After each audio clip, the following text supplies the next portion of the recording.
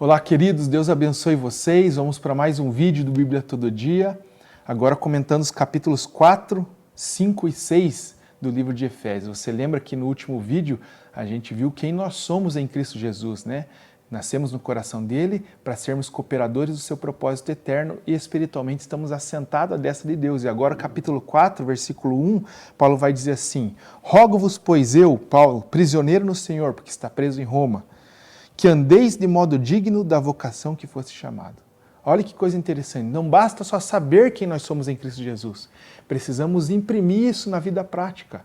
Precisamos imprimir quem nós somos em Cristo Jesus espiritualmente no nosso dia a dia, vivendo de uma forma digna dessa vocação. Ele nos chamou para ser participantes dos seus sonhos, é assim que eu posso resumir.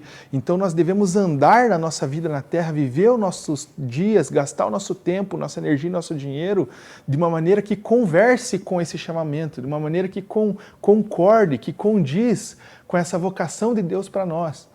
Ou seja, não está falando somente de andar de uma forma digna, de uma vida piedosa, moralmente pura, santa, não, mas de alguém que gasta o seu tempo, não realizando o sonho dos homens, não realizando sonhos particulares, mas completamente envolvido, atrelado, comprometido, cooperante com o propósito eterno de Deus, que é colocar as coisas debaixo da autoridade de Cristo. Andar de modo digno dessa vocação é andar de uma forma consciente e prática de que sabe que é isso e vive para isso. Outra coisa interessante aqui no capítulo 4, o versículo 11, vai falar sobre os 5 ministérios que Deus concedeu à igreja, uns para pastores, outros para mestres, outros para apóstolos, outros para profetas e outros para evangelistas. Primeira coisa, quem dá os ministérios é Deus. Não basta um homem bater no peito e falar assim, eu vou ser pastor, eu sou pastor.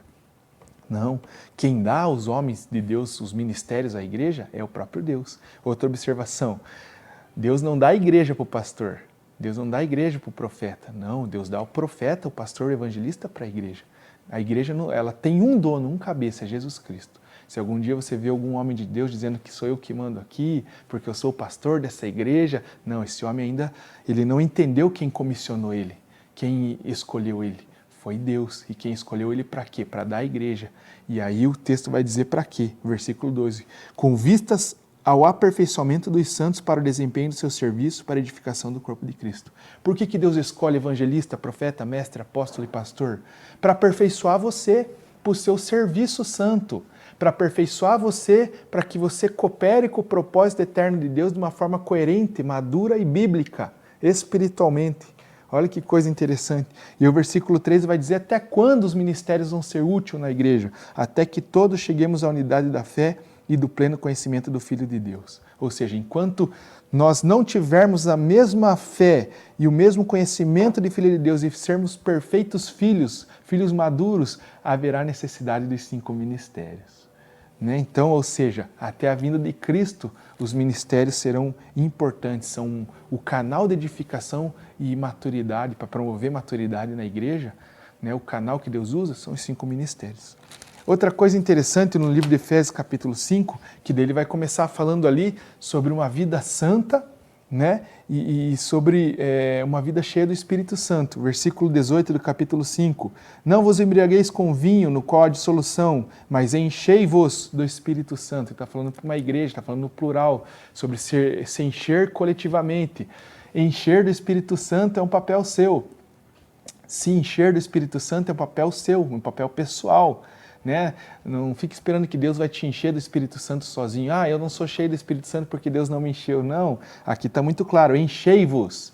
É uma responsabilidade sua. E aí o texto vai dizer como que a igreja, no ambiente coletivo, se enche do Espírito Santo. O texto vai dizer, verso 19, falando entre vós salmos, entoando e louvando de coração ao Senhor com hinos e cânticos espirituais, dando graça a Deus por tudo, a nosso Deus e Pai, em nome de Jesus Cristo, e sujeitando-vos uns aos outros no temor de Cristo. Assim Deus nos encherá do Espírito Santo. Depois, lá no capítulo 6, versículo 10 para frente ali vai falar sobre a armadura de Deus. Versículo 11 vai dizer, revesti-vos de toda a armadura de Deus para poder ficar firmes contra as ciladas do diabo.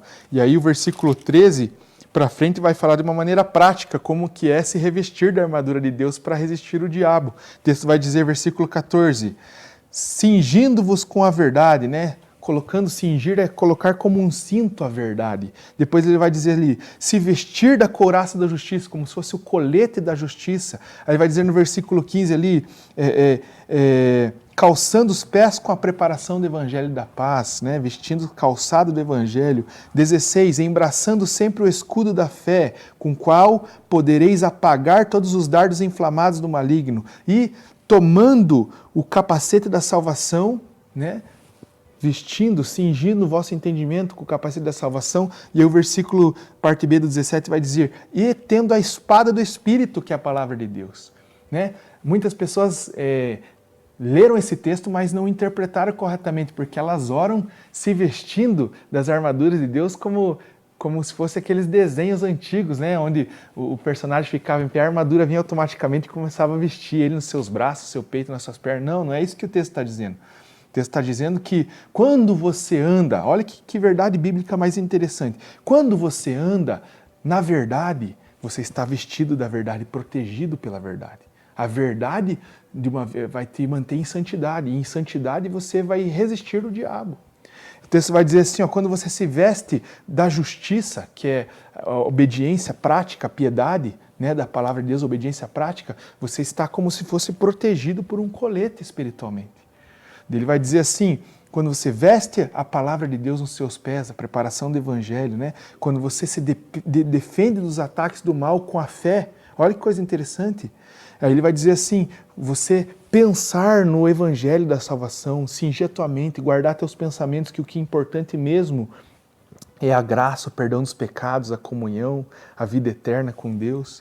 E ele vai dizer, a espada do Espírito, que é a palavra de Deus, você está sempre pronto, sempre cheio da palavra de Deus. Essas coisas espiritualmente vão te preparar para uma batalha espiritual, né? Vão te proteger, vão te fazer resistir e atacar o mal. Olha que coisa interessante. Não é então uma questão de fazer uma oração, agora eu estou revestido da verdade, não, mas andar de uma maneira prática, verdade, obedecendo a palavra de Deus, lendo a Bíblia, pensando na salvação, pregando o evangelho. Assim, espiritualmente eu estou armado, equipado e pronto para combater o mal, né? A armadura de Deus, então, é isso que está nos ensinando aqui o livro de Efésios capítulo 6. Então essas são as verdades do livro de Efésios para você. Eu espero que Deus te abençoe muito e continue falando coisas preciosas ao teu coração. Deus abençoe, até mais.